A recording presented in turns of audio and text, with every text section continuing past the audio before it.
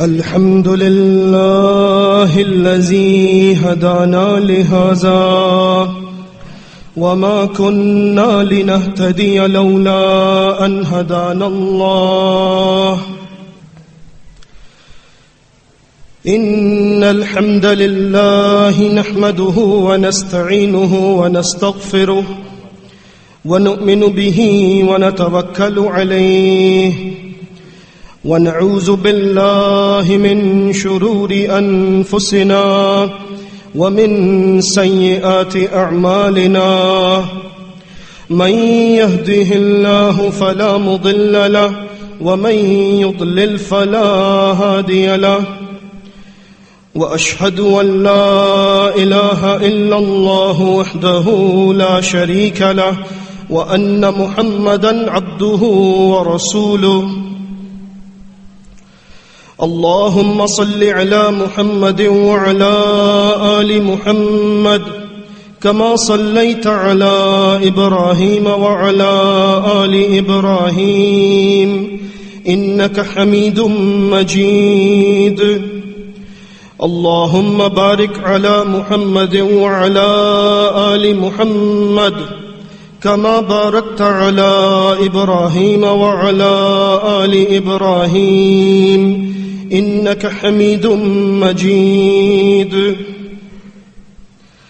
أما بعد فإن خير الحديث كتاب الله وخير الهدي هدي محمد وشر الأمور محدثاتها وكل محدثة بدعة وكل بدعة ضلالة وكل ضلالة في النار أعوذ بالله السميع العليم من الشيطان الرجيم من همزه ونفخه ونفثه ليس بأمانيكم ولا أماني أهل الكتاب من يعمل سوءا يجز به ولا يجد له من دون الله وليا ولا نصيرا ومن يعمل من الصالحات من ذكر أو أنثى وهو مؤمن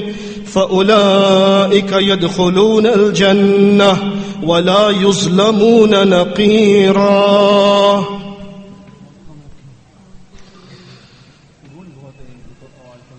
کاش کہ ہم یہ ادراک کر لیں کہ ہم کس عظیم الشان ہستی کے امتی ہیں. ہم امتی ان کے جو الصادق المصدوق، جو صادق و امین، جن کے دربان تھے جبریل امین. ہم امتی ان کے کہ جو احسن الناس، اشجع الناس، اکرم الناس، افضل الاعراب والاعجمین، خیر من یمشی علی قدمی.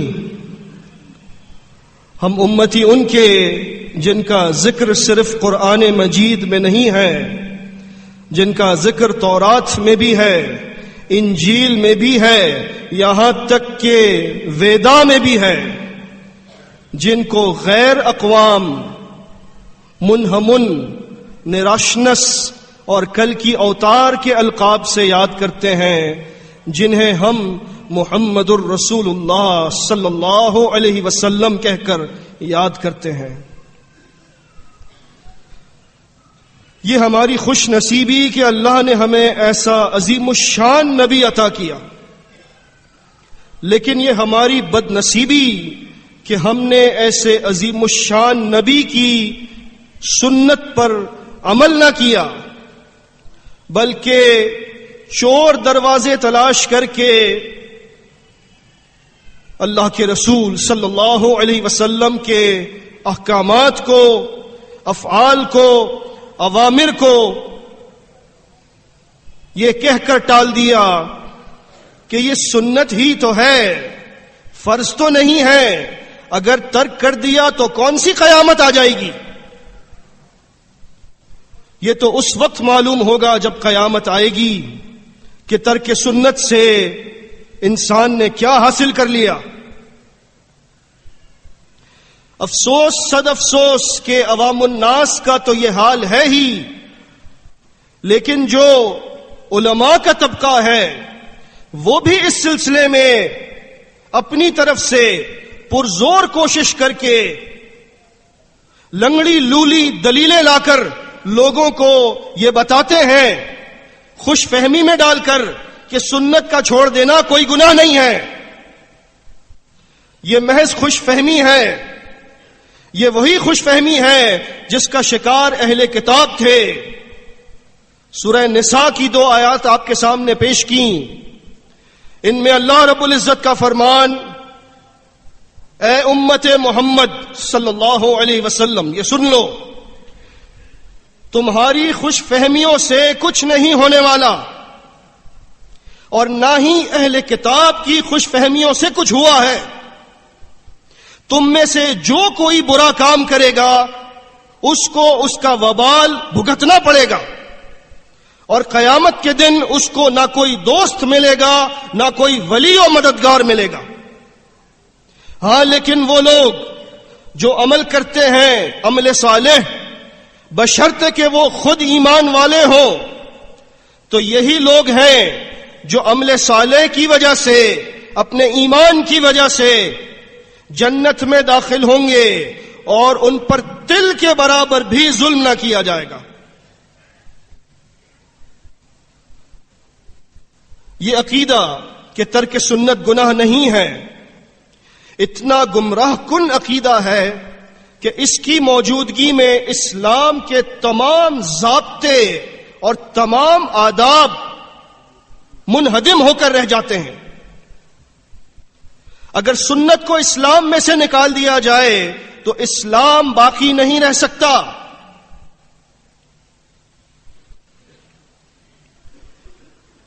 اگر کوئی شخص یہ سمجھتا ہے کہ ترک سنت گناہ نہیں ہے، جماعت المسلمین ہر وقت اس کوشش میں لگی رہی ہے کہ اس امت کے لوگوں کو حق بتایا جائے، ان کو یہ بات یاد دلائی جائے جو وہ قرآن مجید کو ترک کر دینے کی وجہ سے بھول چکے ہیں، کہ اگر صرف قرآن مجید کا مطالعہ کیا جائے سچے دل سے، احادیث کی شاید ضرورت ہی نہ پڑے اس بات کے ثبوت کے لیے کہ ترک سنت گناہ ہے۔ لیکن آپ کو اس تقریر کے ذریعے وما توفیقی الا باللہ، قرآن مجید، احادیث، آثار صحابہ اور آثار ائمہ کے ذریعے یہ بات سمجھانا مقصد ہے کہ یہ انتہائی فرسودہ بات ہے کہ ترک سنت گناہ نہیں ہے۔ ترک سنت گناہ ہے، بلکہ اس سے بھی بہت بڑی چیز ہے۔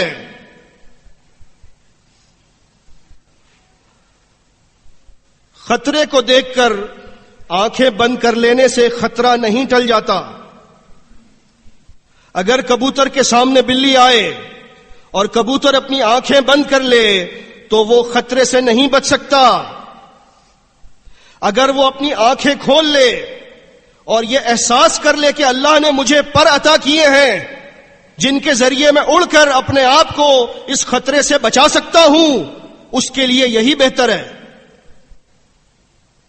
بالکل اسی طرح جیسے اس کی آنکھیں بند ہیں تو وہ خطرے میں ہے، یہ امت بھی آج اپنی آنکھیں بند کر کے بیٹھی ہے اور اس بات کا ادراک کرنے کی کوشش بھی نہیں کرتے کہ وہ قرآن مجید کو کھول کر پڑھیں، اس بات کو سمجھیں کہ ان کا اصل دشمن کون ہے۔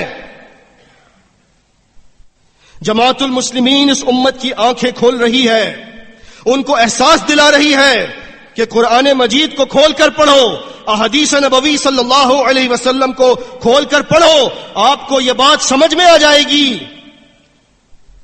کہ آپ کا اصل دشمن جس نے آپ کو یہ بات گھول کر پلا دی ہے کہ ترک سنت گناہ نہیں ہے، وہ آپ کا عدو مبین ابلیس لعین ہے۔ وہی چاہتا ہے کہ لوگوں کے دلوں میں سنت کا استخفاف ڈال دیا جائے تاکہ کوئی سنت کے قریب نہ جائے، اور جب لوگ سنت سے دور ہوں گے تو ان کو گمراہ کرنا بہت آسان ہو جائے گا۔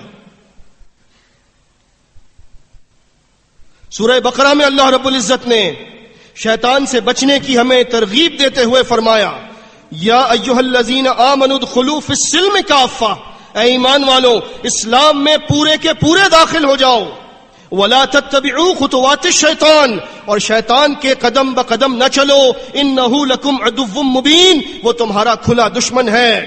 فإن زللتم من بعد ما جاءتکم البینات، اور اگر تم دلائل کے آ جانے کے بعد پھر بھی ضد یا ہٹ دھرمی یا کم علمی یا خوش فہمی کی بنیاد پر پھسل گئے، فَاعْلَمُوا أَنَّ اللَّهَ عَزِيزٌ حَكِيمٌ، تو یاد رکھو کہ اللہ زبردست ہے، وہ جب چاہے تمہیں پکڑ لے، لیکن وہ حکیم بھی ہے، اس نے اپنی حکمت کے تحت تمہیں فی الحال چھوڑ دیا ہے کہ یہ رجوع کر لیں۔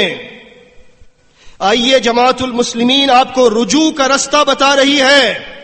ترک سنت کو جن لوگوں نے گناہ نہیں سمجھا، ان کے پاس اپنے عقیدے کے لیے، اس کے ثبوت کے لیے قرآن مجید کی ایک آیت نہیں ہے، ایک صحیح حدیث نہیں ہے، آثار صحابہ میں سے ایک اثر نہیں ہے، ایسی بات کہ جس کی پشت پر کوئی دلیل نہ ہو، بس ایک مفروضہ ہو جیسے اہل کتاب کے مفروضے ہوا کرتے تھے، تو پھر سوائے اس کے کچھ نہیں کہا جا سکتا کہ آدمی اہوا پرستی کا شکار ہے، وہ اپنے نفس کی پیروی میں لگا ہے، اسی لیے سنت کو رستے سے ہٹا رہا ہے کہ سنت ہے جو اس کو نفس کی پیروی سے روکتی ہے۔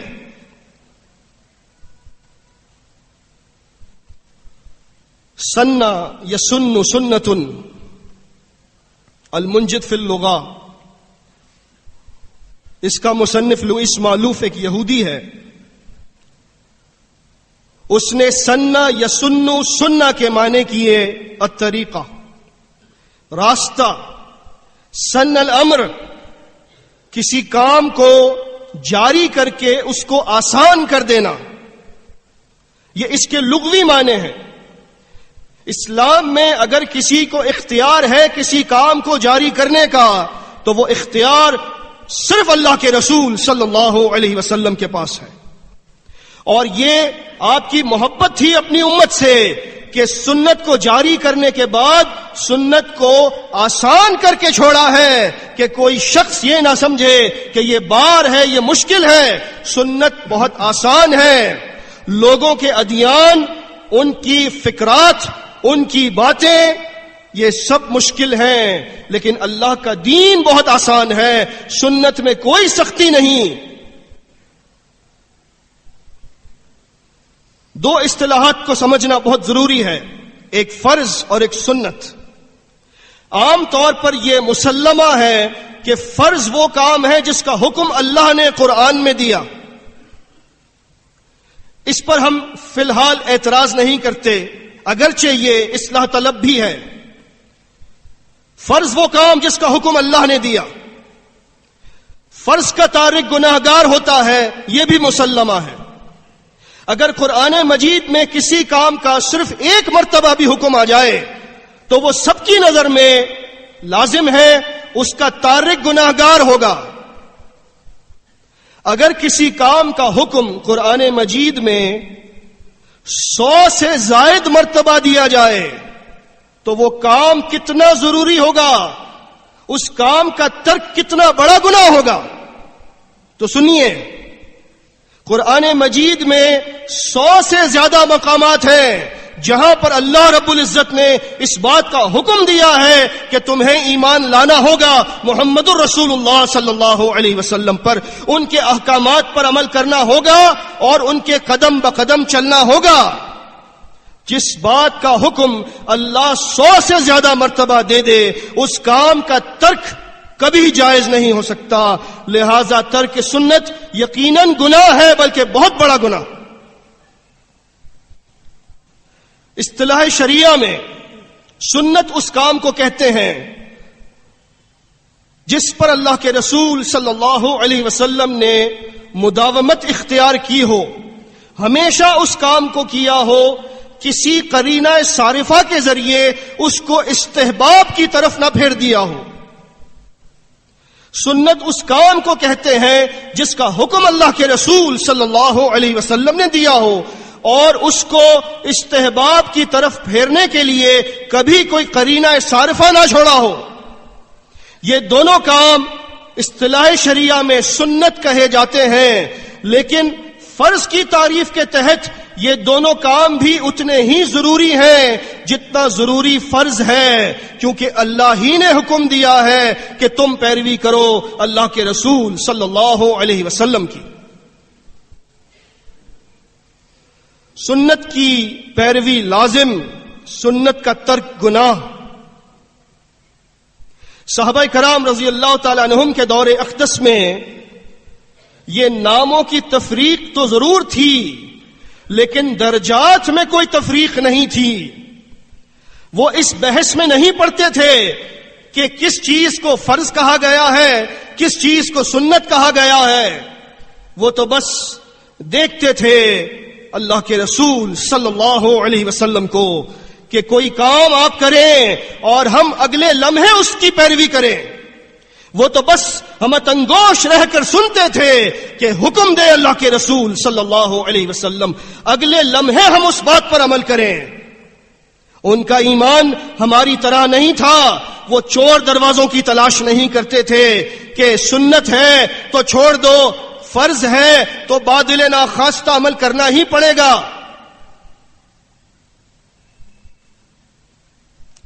قرآن مجید میں اس بات کا واضح ثبوت ملتا ہے کہ ترک سنت گناہ ہے. سورہ نساء، فلا وربک لا یؤمنون حتی یحکموک فیما شجر بینہم. اے رسول صلی اللہ علیہ وسلم، قسم ہے، آپ کے رب کی قسم ہے، یہ لوگ ایمان والے نہیں ہو سکتے. یہ بات ان سے کہی جا رہی ہے جنہوں نے ایمان کا دعویٰ کیا ہے. یہ ایمان والے نہیں ہو سکتے جب تک اپنے تمام اختلافات میں آپ کو حکم تسلیم نہ کر لیں. ثم لا یجدوا فی انفسہم حرجا مما قضیت. اور صرف اوپر ہی سے نہیں کہ اگر میں نے سنت پر عمل نہ کیا تو لوگ کیا کہیں گے. اپنے دل میں بھی سنت کے معاملے میں کجی نہ رکھیں. اگر دل میں بھی کجی آ جاتی ہے سنت کے معاملے میں، تب بھی اے رسول صلی اللہ علیہ وسلم، آپ کے رب کی قسم یہ مومن نہیں ہو سکتے. وَيُسَلِّمُ تَسْلِيمًا، بلکہ برضا و رغبت سر جھکانا پڑے گا اور پیروی کرنی پڑے گی سنت کی. جس کام کے ترک سے ایمان کی نفی ہو جائے اس کام کا ترک کیسے جائز ہو سکتا ہے؟ یقیناً ترک سنت گناہ ہے. اختیارات ختم ہو جاتے ہیں سنت کے معاملے میں. سورہ احزاب، ما کان لمؤمن ولا مؤمنہ، کسی ایمان والے مرد یا کسی ایمان والی عورت کے لیے یہ جائز نہیں ہے. اذا قضى اللہ ورسولہ امرا، کہ جب اللہ فیصلہ کر دے یا اللہ کے رسول صلی اللہ علیہ وسلم کسی کام کا فیصلہ کر دیں، ان یکون لہم الخیرۃ من امرہم، تو ایمان والوں کے پاس اس کے کرنے یا نہ کرنے کا اختیار ختم ہو جاتا ہے. کوئی آپشن نہیں ہے سنت کے معاملے میں.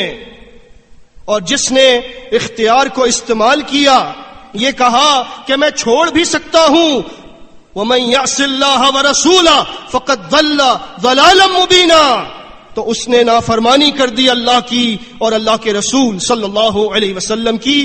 وہ کھلی گمراہی میں جا پڑا.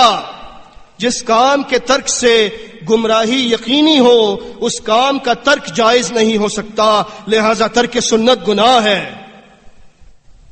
سورہ نساء، وَإِذَا قِيلَ لَهُمْ تَعَالَوْا إِلَى مَا أَنزَلَ اللَّهُ وَإِلَى الرَّسُولِ، جب ان سے کہا جاتا ہے آ جاؤ اللہ کی طرف، آ جاؤ اللہ کے رسول صلی اللہ علیہ وسلم کی سنت کی طرف، رَأَيْتَ الْمُنَافِقِينَ يَصُدُّونَ عَنْكَ صُدُودًا، تو ایمان والا پیچھے نہیں رہتا، جو پیچھے رہتا ہے وہ منافق ہے. اللہ کا فرمان، جس کام کے ترک سے انسان کا ایمان نفاق میں تبدیل ہو جائے اس کام کا ترک کبھی جائز نہیں ہو سکتا، لہذا ترک سنت گناہ ہے۔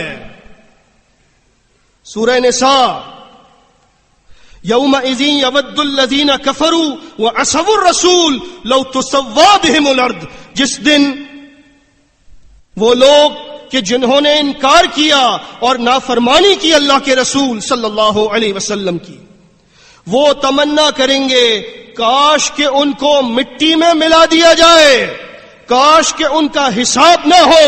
وَلَا يَكْتُمُونَ اللَّهَ حَدِيثًا، لیکن وہ اللہ سے کوئی بات نہ چھپا سکیں گے۔ جس کام کے کرنے سے انسان کفر کی طرف پلٹ جائے، جس کام کے ترک کرنے سے انسان کا ایمان کفر میں تبدیل ہو جائے، یقیناً اس کام کا ترک جائز نہیں ہو سکتا، لہذا ترک سنت گناہ ہے۔ سورہ نور، لا تجعلوا دعاء الرسول بینکم کدعاء بعضکم بعضا، آپس میں ایک دوسرے کو پکارنا ایسا نہیں ہے کہ جیسے تم رسول اللہ صلی اللہ علیہ وسلم کو پکارتے ہو، ایک دوسرے کو تم پکار سکتے ہو لیکن ایسے آواز دے کر نہ بلایا کرو ہمارے نبی صلی اللہ علیہ وسلم کو۔ اور سنو، قد یعلم اللہ الذین یتسللون منکم لواذا، اللہ تو ان لوگوں پر بھی کڑی نظر رکھتا ہے جو ہمارے نبی صلی اللہ علیہ وسلم کی محفل سے چھپ کر چپکے سے کھسک جاتے ہیں۔ ان کا جرم تمہاری نظر میں بڑا نہیں ہوگا، کیونکہ تم تو سنت کے ترک پر بھی کہتے ہو کہ گناہ نہیں ہے۔ سنو، ہمارے نبی صلی اللہ علیہ وسلم کی محفل سے بنا اجازت جانے والا، فَلْيَحْذَرِ الَّذِينَ يُخَالِفُونَ عَنْ أَمْرِهِ، ڈر جائے وہ بندہ جو نافرمانی کرتا ہے ہمارے رسول صلی اللہ علیہ وسلم کی، ان تصیبہم فتنہ، کہ اس کو کوئی فتنہ نہ دبوچ لے، او یصیبہم عذاب علیم، یا کوئی دردناک عذاب اس پر نہ ٹوٹ پڑے۔ جس کام کے کرنے سے فتنے کا آنا یقینی ہو، جس کام کے ترک کی وجہ سے دردناک عذاب کی وعید مل جائے، اس کام کا ترک کیسے جائز ہو سکتا ہے؟ لہذا ترک سنت گناہ ہے۔ ابو داؤد کتاب الادب کی صحیح حدیث،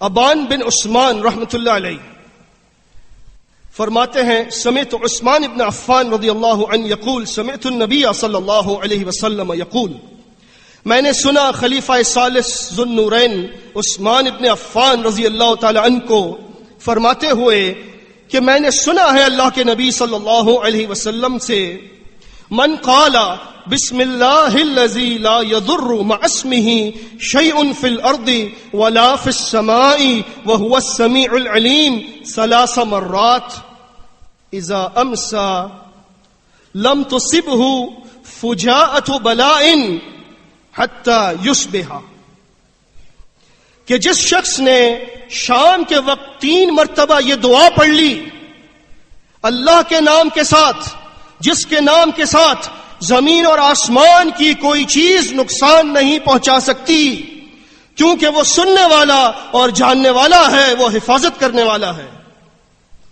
تو جس نے شام کے وقت 3 مرتبہ یہ دعا پڑھ لی یقین کے ساتھ، اس کو صبح تک کوئی ناگہانی مصیبت نہیں پہنچے گی۔ اس حدیث کو بیان کر رہے ہیں ابان بن عثمان رحمۃ اللہ علیہ۔ لوگ بیٹھے سن رہے ہیں، لیکن کچھ ہی دن گزرے تھے کہ ابان بن عثمان پر فالج کا حملہ ہوا تھا، پیرالسس۔ ایک شخص ان کو گھور کر دیکھنے لگا کہ یہ حضرت حدیث بیان کر رہے ہیں اس دعا کی فضیلت پر، اور کہتے ہیں کہ نبی صلی اللہ علیہ وسلم کا فرمان ہے کہ کوئی ناگہانی آفت نہیں پہنچ سکتی، تو ان حضرت کو فالج کیسے ہو گیا؟ ابان بن عثمان اس کو دیکھنے لگے اور کہا، ما لک تنظر الی، تو مجھے کیا گھور کر دیکھ رہا ہے؟ فواللہ ما کذبت علی عثمان، اللہ کی قسم میں نے عثمان پر جھوٹی بات منسوب نہیں کی ہے. فواللہ ما کذب عثمان علی النبی صلی اللہ علیہ وسلم، نہ عثمان ابن عفان نے یہ جھوٹ منسوب کیا ہے نبی صلی اللہ علیہ وسلم کی طرف. لیکن بات کیا ہے؟ ولیکن اليوم الذی اصابنی فیہ ما اصابنی، لیکن جس دن مجھ پر یہ فالج کا حملہ ہوا، غضبت، اس دن میں غصے میں تھا، فنسیت ان اقولها، میں دعا پڑھنا بھول گیا اور مجھے فالج ہو گیا. صرف بھول کی بنا پر وہ اپنے آپ کو اتنا قصوروار سمجھ رہے ہیں کہ میں بھول کر اس سنت کو چھوڑ بیٹھا تو اللہ نے میری پکڑ کر لی.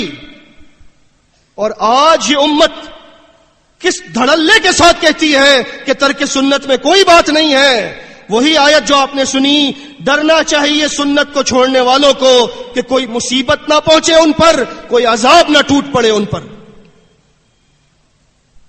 یقین کی بات ہے، لیکن ہمارے اندر یقین کی کمی ہے. یقین کے ساتھ سنت پر عمل کیجئے.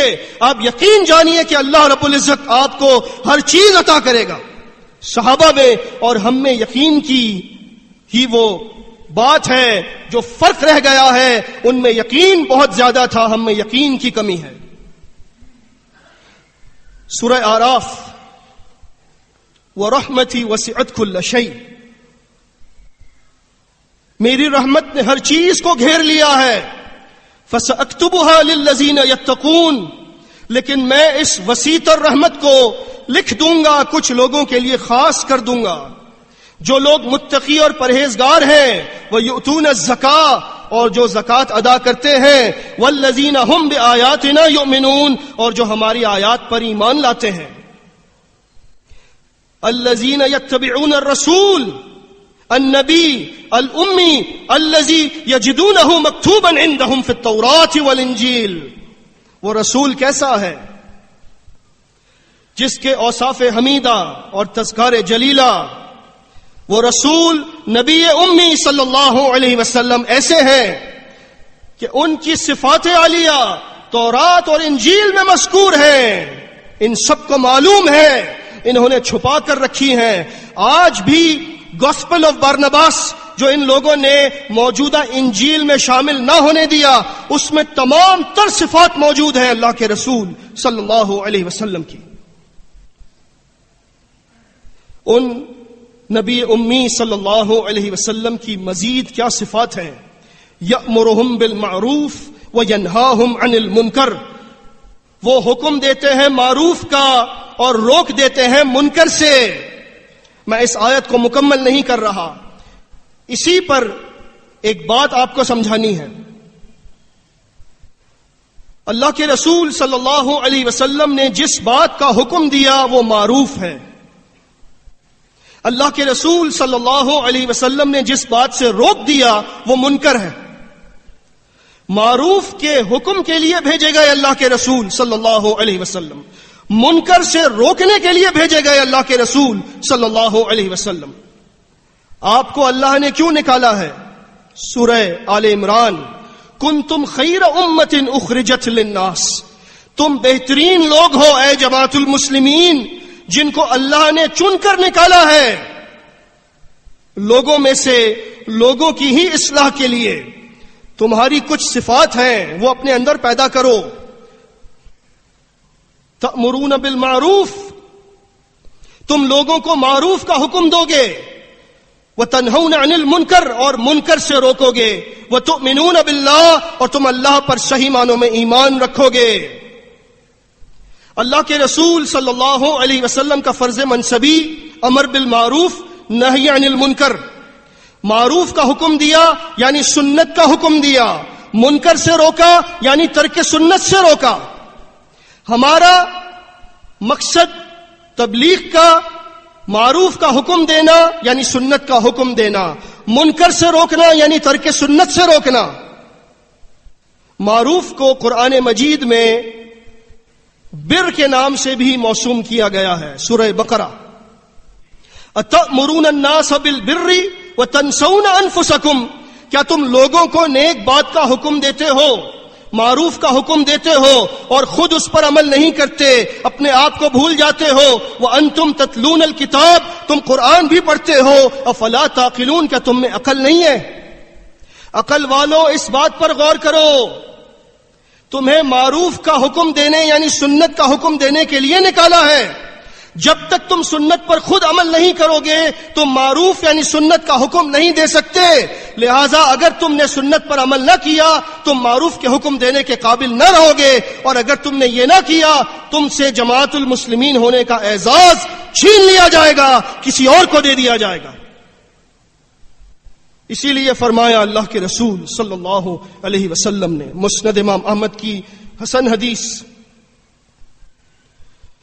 حذیفہ بن یمان رضی اللہ تعالی عنہ سے مروی، فواللہ لتأمرن بالمعروف ولتنہون عن المنکر، اللہ کی قسم تم لوگوں کو معروف کا حکم ضرور دو گے، سنت کا حکم ضرور دو گے، لہٰذا اس پر خود عمل بھی کرو گے۔ تم ضرور بضرور لوگوں کو منکر سے روکو گے یعنی ترک سنت سے روکو گے اور خود بھی ترک سنت سے رکو گے۔ اگر تم نے ایسا نہ کیا أَوْ لَيُوشِكَنَّ اللَّهُ أَن يَبْعَثَ عَلَيْكُمْ عِقَابًا مِّنْ عِنْدِهِ، تو پھر ان قریب اللہ کی طرف سے تم پر عذاب ٹوٹ پڑے گا، اور وہ عذاب ایسا ہوگا ثُمَّ لَتَدْعُنَّهُ کہ تم اللہ سے گڑ گڑا کر دعائیں مانگو گے، میرے مولا میرے اللہ عذاب کو ٹال دے، فلا یستجیب لکم، لیکن اللہ تمہاری دعائیں قبول نہیں کرے گا، سننا تمہاری دعاؤں کو وہ ترک کر دے گا کیونکہ تم نے اس کے نبی کی سنت کو ترک کیا ہے۔ یہ بہت بڑا گناہ ہے جس کے کرنے سے لوگوں کی دعائیں قبول نہ ہو، وہ گناہ کتنا بڑا گناہ ہوگا۔ لہذا ترک سنت گناہ ہے، امر بالمعروف نہی عن المنکر یعنی سنت کا حکم دینا اور منکر سے روکنا۔ صحیح مسلم کتاب الایمان، طارق بن شہاب زہری رحمت اللہ علیہ سے مروی، فرماتے ہیں اول من بدأ بالخطبۃ یوم العید قبل الصلاۃ مروان، سب سے پہلے جس بندے نے صلاۃ العید سے پہلے خطبہ دینے کی ابتدا کی وہ مروان تھے۔ وہ ممبر پر چڑھ رہے تھے عید کی صلاۃ سے پہلے خطبہ عید دینے کے لیے، فقام الیہ ابو موسیٰ الاشعری، ابو موسیٰ اشعری رضی اللہ تعالی عنہ کھڑے ہوئے، ان کا دامن پکڑ لیا اور ان سے کہا خالفت السنہ، آپ نے سنت کی مخالفت کا ارادہ کیا ہے، آپ نے سنت کی مخالفت کا ارادہ کیا ہے۔ الصلاۃ قبل الخطبہ، پہلے صلاۃ پڑھائیے اس کے بعد خطبہ دیجیے گا۔ مروان رحمت اللہ علیہ نے کہا قد ترک ما ہنالک یا ابا موسیٰ، ابو موسیٰ وہ طریقہ چھوڑ دیا گیا کیونکہ مجبوری ہے، لوگ اب اتنے جلد باز ہو چکے ہیں کہ وہ خطبے کا انتظار نہیں کرتے، صلاۃ پڑھ کر چلے جاتے ہیں۔ میں نے سوچا پہلے خطبہ دے دوں تاکہ صلاۃ کے لیے تو ان کو رکنا ہی پڑے گا۔ ٹھیک ہے، ان کے ذہن میں جو بھی بات آئی۔ ابو سعید خدری رضی اللہ تعالیٰ عنہ صف میں بیٹھے ہوئے بلند آواز سے کہا اما ھذا فقد قضى ما علیہ، ابو موسیٰ نے وہ ذمہ داری پوری کر دی جو ان کے ذمے تھی، بس آپ کے ذمے یہی ہے، آپ بات پہنچا دیجئے، آپ کسی پر داروغہ نہیں ہے کہ زبردستی منوائیں گے، بات پہنچا دی۔ کوئی بھی وہاں سے اٹھ کر صلاۃ العید چھوڑ کر اپنی الگ صلاۃ ادا کرنے نہیں گیا، سب نے امیر کے پیچھے صلاۃ ادا کی، امیر تک بات پہنچا دی، بس اتنا ہی ذمہ ہے۔ ابو سعید خدری رضی اللہ تعالی عنہ کہنے لگے سمعت النبی صلی اللہ علیہ وسلم یقول، میں نے سنا ہے اللہ کے نبی صلی اللہ علیہ وسلم سے من رأى منکم منکرا فلیغیرہ بیدہ، جو کوئی تم میں سے منکر دیکھے یعنی ترک سنت کو دیکھے، خلاف سنت کام کو دیکھے، اس کو ہاتھ سے روکے، فَإِن لَّمْ يَسْتَطِعْ فَبِلِسَانِهِ، اگر ہاتھ سے نہیں تو زبان سے روک لے. فَإِن لَّمْ يَسْتَطِعْ فَبِقَلْبِهِ، اگر زبان سے روکنے کی ہمت نہیں تو دل میں تو برا جانے. وَذَلِكَ أَضْعَفُ الْإِيمَانِ، یہ سب سے کمزور ایمان ہے. عبداللہ ابن مسعود رضی اللہ تعالی عنہ اسی حدیث کے ایک طریق میں بیان کرتے ہیں، صحیح مسلم کتاب الایمان، وَلَيْسَ وَرَاءَ ذَلِكَ مِنَ الْإِيمَانِ حَبَّةُ خَرْدَلٍ، کہ جس نے منکر کو دل میں بھی برا نہ جانا، اس کے دل میں رائی کے دانے کے برابر بھی ایمان نہیں ہو سکتا. اور رائی کے دانے کے برابر ایمان شرط ہے جنت میں دخول کے لیے. جن لوگوں کو جہنم سے نکال کر آخر میں جنت میں ڈالا جائے گا، آب حیات سے غسل دینے کے بعد ان پر جہنمین کی تختی لگا کر کہ جنت میں لوگ بھی یاد کریں گے کہ یہ اللہ کے آزاد کردہ ہیں.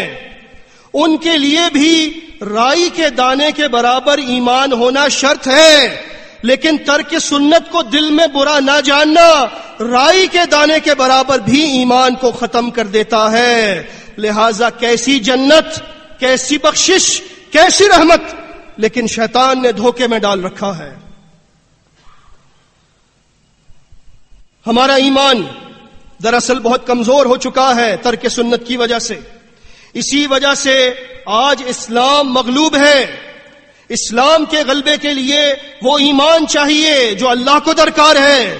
یوں ہی نہیں فرمایا اللہ رب العزت نے سورہ آل عمران، وَلَا تَهِنُوا وَلَا تَحْزَنُوا وَأَنْتُمُ الْأَعْلَوْنَ إِن كُنتُم مُؤْمِنِينَ، غم نہ کرو، بزدلی نہ دکھاؤ، تم ہی غالب رہو گے اگر تم مومن رہے.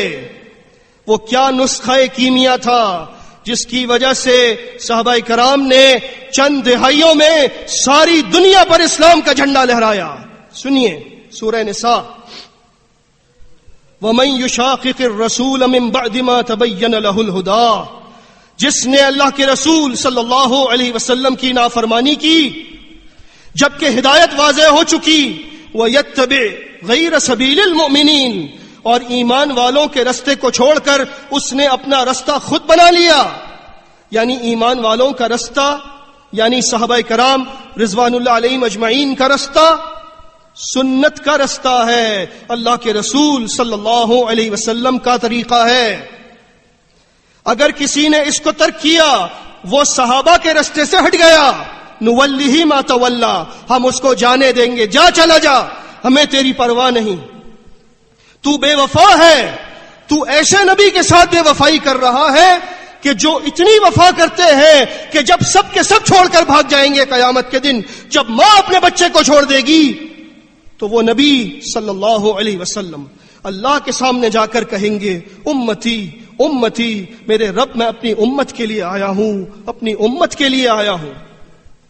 تم نے کیا وفا کی ہے اپنے نبی صلی اللہ علیہ وسلم کے ساتھ، اور تم کس وقت زندہ ہو؟ خوش فہمیوں سے کچھ نہیں ہونے والا. عمل کرو، ایمان والے بن جاؤ، تمہیں سب کچھ ملے گا. وَنُسْلِهِ جَهَنَّمَ وَسَاءَتْ مَصِيرًا، تارک السنہ کو ہم جہنم رسید کر دیں گے، وہ بہت بری جگہ ہے. ترک سنت گناہ ہے.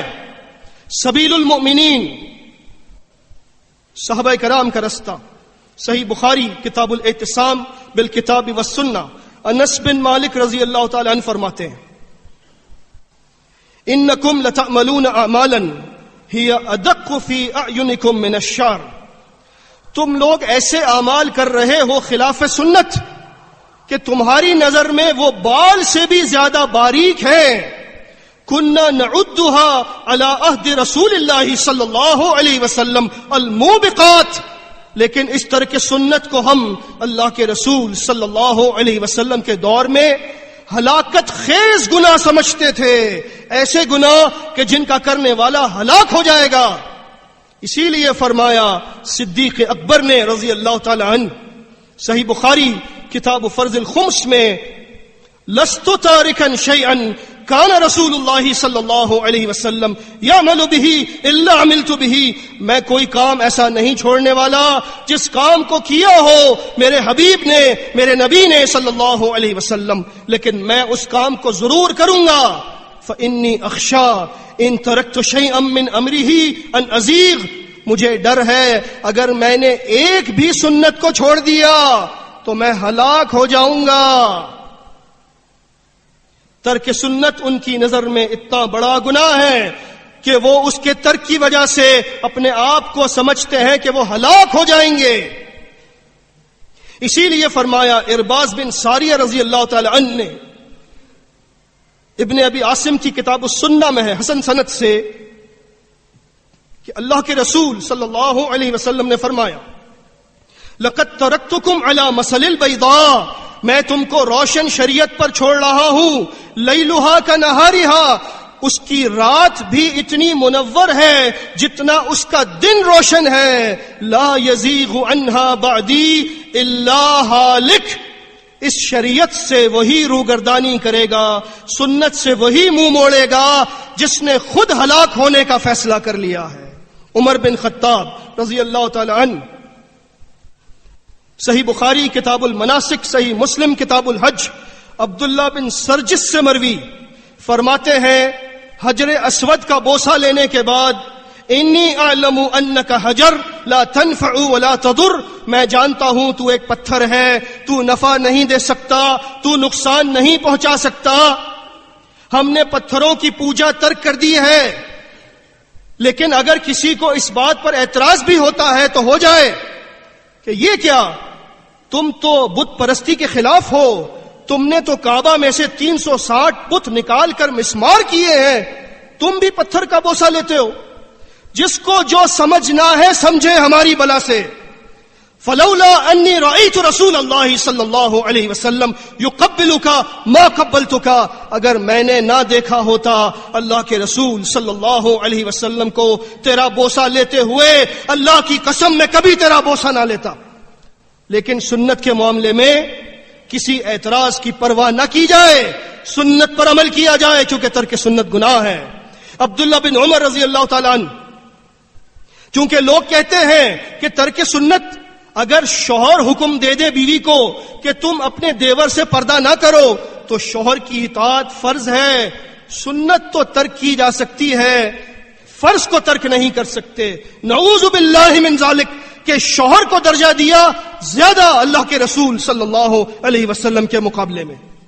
ماں باپ اپنے بیٹے سے کہتے ہیں تم داڑھی کو مونڈ دو، یہ کیا تم نے حلیہ بنا رکھا ہے؟ دوست کہتے ہیں یہ کیا تم نے ذات ٹخنے سے اوپر کر رکھا ہے؟ کیا ملا بن گئے ہو؟ کس کی مانیں گے؟ ہم ان کی مانیں گے جن کی ماننے کا حکم اللہ تعالیٰ نے دیا ہے، ہم مانیں گے اللہ کے رسول صلی اللہ علیہ وسلم کی۔ تو لوگ کہتے ہیں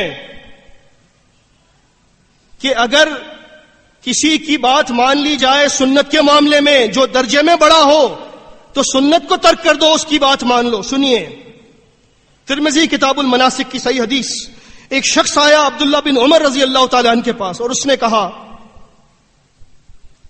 ارأیت ان اباک نہا عن التمتع، اے عبداللہ آپ کے والد محترم خلیفہ ثانی عمر بن خطاب رضی اللہ تعالی عنہ نے حج تمتع سے منع کیا ہے، آپ کیا کہتے ہیں؟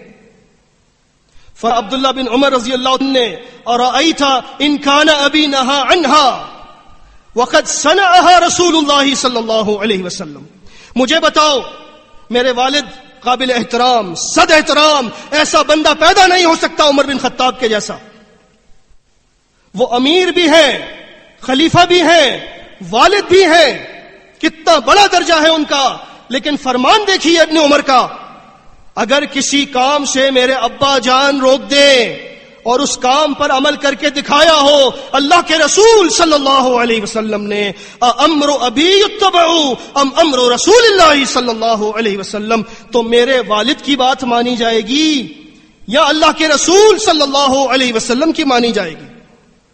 وہ خاموش ہو گیا، بس ایک ہی جملہ زبان سے نکلا، بل امر رسول اللہ صلی اللہ علیہ وسلم، کیا بات کہی ہے، یقیناً بات صرف اللہ کے رسول صلی اللہ علیہ وسلم کی مانی جائے گی۔ سنت کے معاملے میں خلیفہ وقت کی بات کا انکار کر دیا، اور الحمدللہ عمر بن خطاب رضی اللہ تعالی عنہ نے اس غلطی سے رجوع کر لیا تھا، جیسا کہ صحیح مسلم کتاب الحج میں جابر بن عبداللہ رضی اللہ تعالی عنہ سے مروی ہے۔ یہ امت کے بہترین شخص ہیں ابو بکر صدیق رضی اللہ تعالی عنہ کے بعد، لیکن ان کی بات پر بھی سنت کو ترک نہ کیا گیا. امتی کو چھوڑیے، اگر کوئی نبی بھی آ جائے اس کی بات پر بھی اللہ کے رسول صلی اللہ علیہ وسلم کی سنت کو ترک نہیں کیا جا سکتا. سنیے، دارمی کے مقدمے میں حسن سند سے جابر بن عبداللہ رضی اللہ تعالیٰ عنہ فرماتے ہیں جاء عمر بن الخطاب بنسخة من التوراة فقال يا رسول الله هذه نسخة من التوراة فجعل يقرأ منها. عمر بن خطاب رضی اللہ تعالیٰ عنہ ایک دن تورات کا نسخہ لے کر آئے اور کہا اے اللہ کے رسول صلی اللہ علیہ وسلم یہ تورات لایا ہوں، آپ کے سامنے پڑھ رہا ہوں.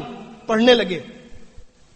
وہ وجہ رسول اللہ صلی اللہ علیہ وسلم یتغیر، تورات کی تلاوت سن کر اللہ کے رسول صلی اللہ علیہ وسلم کا چہرہ متغیر ہو گیا، رنگ بدل گیا. ابو بکر صدیق رضی اللہ تعالی عنہ ہمیشہ کی طرح ساتھ بیٹھے تھے. کہنے لگے سکلت کا سواکل یبن الخطاب، اے خطاب کے بیٹے تجھے گم پانے والیاں گم پائیں. اما ترا بوجہ رسول اللہ صلی اللہ علیہ وسلم، تو نگاہ اٹھا کر تو دیکھ اللہ کے رسول صلی اللہ علیہ وسلم کتنے ناراض ہیں. عمر بن خطاب رضی اللہ تعالی عنہ نے تلاوت کو روک دیا. اللہ کے رسول صلی اللہ علیہ وسلم کے چہرے پر ناراضگی کے واضح آثار دیکھے، دو زانو ہو کر بیٹھ گئے اور کہا اعوذ باللہ من غضب اللہ ومن غضب رسولہ، میں اللہ کی پناہ طلب کرتا ہوں کہ میں اللہ کو ناراض کروں یا میں اللہ کے رسول صلی اللہ علیہ وسلم کو ناراض کروں. رضینا باللہ ربا وبمحمد رسولا وبالاسلام دینا، ہم راضی ہیں اللہ کے رب ہونے سے، ہم راضی ہیں محمد صلی اللہ علیہ وسلم کے نبی و رسول ہونے سے، ہم راضی ہیں اسلام کے دین ہونے سے. میں تورات نہیں پڑھوں گا، کبھی نہیں پڑھوں گا، آپ ناراض نہ ہوں. اللہ کے رسول صلی اللہ علیہ وسلم نے فرمایا تم تورات کی بات کرتے ہو. لو بدأ لکم موسیٰ، اگر آج کہیں سے موسیٰ آ جائیں فاتبعتموہ، اور تم موسیٰ کے پیچھے چلنے لگو، وترکتمونی، اور میری سنت کو چھوڑ دو، لضللتم عن سواء السبیل، تم صراط مستقیم سے ہٹ جاؤ گے. ولو کان حیا، اگر آج موسیٰ علیہ السلام بھی ہوتے، وَأَدْرَكَ نُبُوَّتِي، اور ان کو میرا زمانہ نبوت ملتا جو قیامت تک کے لیے ہے، لَاتَّبَعَنِي، تو موسیٰ علیہ السلام بھی اگر پیروی کرتے تو پیروی کرتے محمد صلی اللہ علیہ وسلم کی سنت کی. آج علماء کے کہنے سے سنت کو ترک کیا جا رہا ہے. اس حدیث میں اتنی بڑی وضاحت ہے کہ اگر موسیٰ علیہ السلام جیسا نبی بھی آ جائے تب بھی سنت کو ترک نہیں کیا جا سکتا ان کے کہنے سے. ہمیں سمجھانے کے لیے کہا ہے. لہذا صحابہ کرام کا رستہ بالکل واضح ہے. اللہ کے رسول صلی اللہ علیہ وسلم کا فرمان مستدرک حاکم کتاب العلم کی حدیث عائشہ صدیقہ رضی اللہ تعالی عنہا سے مروی، ستۃ لعنتہم ولعنہم اللہ، 6 آدمیوں پر اللہ نے لعنت کی ہے، 6 آدمیوں پر میں نے لعنت کی ہے. وکل نبی مجاب، اور ہر نبی مستجاب الدعویٰ ہوتا ہے، اگر وہ لعنت کر دیں تو لعنت پڑ جاتی ہے. سنو وہ ملعون کون ہیں جن پر رحمت للعالمین نے لعنت کی ہے. الزائد فی کتاب اللہ، اللہ کی کتاب میں اضافہ کرنے والا. والمکذب بقدر اللہ، اللہ کی تقدیر کو جھٹلانے والا. والمتسلط علی امتی بالجبروت لیذل من اعز اللہ ویعز من اذل اللہ، اور میری امت پر زبردستی اپنا تسلط قائم کرنے والا تاکہ جن کو اللہ نے عزت دی ہے ان کو ذلیل کر دے اور جن کو اللہ نے رسوا کیا ہے ان کو عزت دینے کی کوشش کرے. والمستحل حرمت اللہ، اور اللہ کی حرام کردہ چیزوں کو حلال کرنے کی کوشش کرے، اس پر بھی میری لعنت ہے. والمستحل من عطرتی ما حرم اللہ، اور میری عطرت، میری اولاد، میری ازواج، میرے اہل بیت کے بارے میں جو شخص جرأت کرے گا کہ ان کی عظمت کے معاملے میں ان پر حملہ کرے، اس پر بھی میں نے لعنت کی. اور آخری جس پر لعنت ہوئی، وَالتَّارِكُ لِسُنَّتِي، میری سنت کو ترک کرنے والا، اس پر بھی لعنت کر دی میرے اللہ نے اور میں نے بھی لعنت کر دی. ترک سنت کتنا بڑا گناہ ہے، کہ اس کے کرنے والے پر اللہ کی لعنت ہے، اس کے کرنے والے پر اللہ کے رسول صلی اللہ علیہ وسلم کی لعنت ہے۔ مستدرک حاکم کتاب التوبہ والانابہ کی صحیح حدیث ابو ہریرہ رضی اللہ تعالی عنہ سے مروی، اللہ کے رسول صلی اللہ علیہ وسلم نے فرمایا الصلاة المکتوبہ الی الصلاة التي بعدها کفارۃ لما بینہما الا من ثلاث، اگر آدمی ایک فرض صلات ادا کر لے اس کے بعد دوسری فرض صلات پڑھ لے، ان دونوں صلاتوں کے بیچ میں جتنے گناہ ہیں وہ صلات کی برکت سے معاف کر دیے جاتے ہیں، الا من ثلاث، لیکن 3 گناہ اتنے بڑے ہیں کہ وہ معاف نہیں ہو سکتے۔ الاشراک باللہ، اللہ کے ساتھ شرک کرنا، ونقص الصفقہ، عہد کو توڑنا، وترک السنہ، سنت کو چھوڑنا۔ اما نقص الصفقہ، سن لو، عہد کو توڑنا جو کبھی معاف نہیں ہوگا وہ یہ ہے فالامام الذی تعطیہ بیعتک، کہ تیرا وہ امام جس کے ہاتھ میں تو نے ہاتھ دے کر بیعت کی ہو اور وفا کا عہد کیا ہو، ثم تقبل الیہ، پھر تو اس کے مد مقابل کھڑا ہو جا، تقاتلہ بسیفک، اور اس کو تلوار کے ذریعے ہٹانے کی کوشش کر۔ یہ گناہ اتنا بڑا گناہ ہے جتنا بڑا شرک ہے، یہ کبھی معاف نہیں ہو سکتا۔ وَأَمَّا تَرْكُ السُّنَّةِ، اور آخری گناہ جو کبھی معاف نہیں ہوگا وہ سنت کا ترک کرنا ہے۔ وَأَمَّا تَرْكُ السُّنَّةِ فَالْخُرُوجُ مِنَ الْجَمَاعَةِ، ترک سنت یہ ہے کہ کوئی شخص جماعت المسلمین کو چھوڑ کر اس سے خروج کر جائے، چونکہ جماعت المسلمین ہے تو سنت پر عمل ہو رہا ہے۔ اللہ نہ کرے اگر ہماری غفلت کی وجہ سے جماعت المسلمین کا نقصان ہوا تو سنت پر عمل نہ ہو سکے گا، کیونکہ سنت کیا ہے یہ صرف جماعت المسلمین نے بتایا ہے۔ ہم بڑے خوش نصیب ہیں کہ ہمیں اللہ رب العزت نے ایسا عظیم الشان رسول عطا کیا ہے۔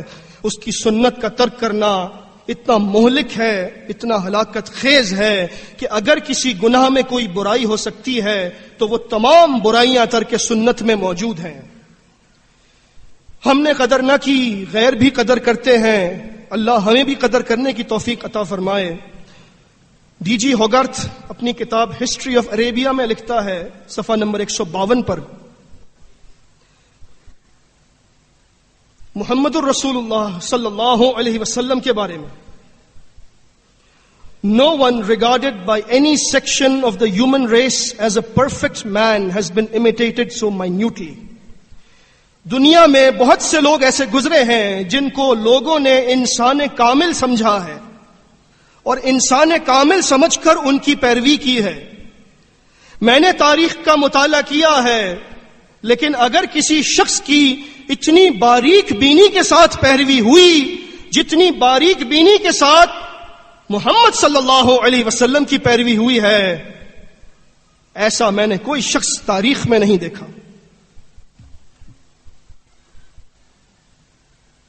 پھر وہ آگے لکھتا ہے عیسیٰ علیہ الصلوۃ والسلام کی تعریف کرتے ہوئے، وہ ان اوصاف اور ان کلمات کے قابل ہیں، لیکن ان کی پیروی عیسائی اور نصارہ نہیں کرتے جیسے پیروی کی ہے صحابہ کرام نے محمد الرسول اللہ صلی اللہ علیہ وسلم کی۔ Moreover, no founder of religion has been left on so solitary an eminence as the Muslim apostle.